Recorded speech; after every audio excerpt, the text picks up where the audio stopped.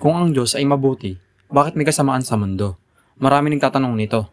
At ang sagot ay nasa ang dating Biblia, 1905. Ang Diyos ay hindi lumikha ng kasamaan. Ayon sa Genesis chapter 1 verse 31, at nakita ng Diyos ang lahat ng kanyang nilikha. At narito, mabuti na napakabuti. Lahat ng nilikha ng Diyos ay mabuti, pero binigyan niya ang tao ng kalayaan o free will.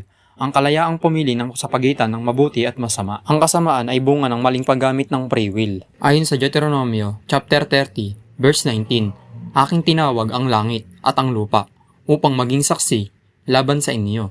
Sa araw na ito na aking inilagay sa harap mo ang buhay at ang kamatayan, ang pagpapala at ang sumpa. Kaya't piliin mo ang buhay upang ikaw ay mabuhay. Ikaw at ang iyong binhi. Hindi tayo ginawa ng Diyos na parang mga robot. Binigyan niya tayo ng kalayaang pumili.